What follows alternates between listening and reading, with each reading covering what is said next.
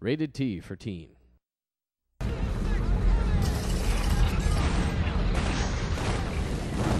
Red Mercury was influenced by a lot of the big Hollywood blockbuster movies, sort of a really intense pace, but with a really driving story. We want to make this game as cinematic as possible. So the first thing they did was just write a script as if this was going to be a movie. We met our writers, Rick and Tog, and talked about what we wanted to do. They immediately grabbed on to this idea of Red Mercury as something completely unique. We've done 6 movies in the last 18 months.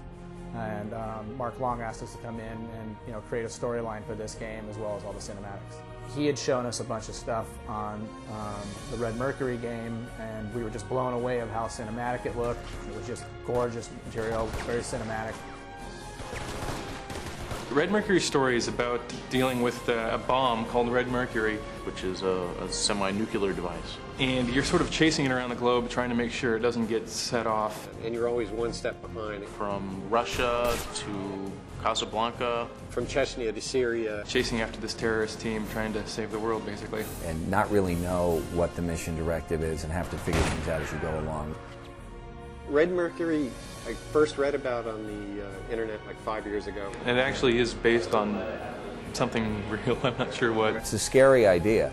And when we saw the early cinematics, one of the things we saw was the Red Mercury actually go off, and it blows all the planes off of the aircraft carrier's deck. We saw sort of one of the early visuals they had done for that, and I was pretty impressed. It's a complete hoax. I didn't know it when I first read about it, and then when I found out from other websites, oh, this is just a made-up thing, I thought, this is really cool, man. I'm going to keep this in mind, because this would be a great source for a story. You could make this into a movie and it would work, in 3 acts perfectly. It would work start to finish. You want to get to the next cinematic where you can engage another interesting character. That really is what, to me, separates the good game from the excellent video game.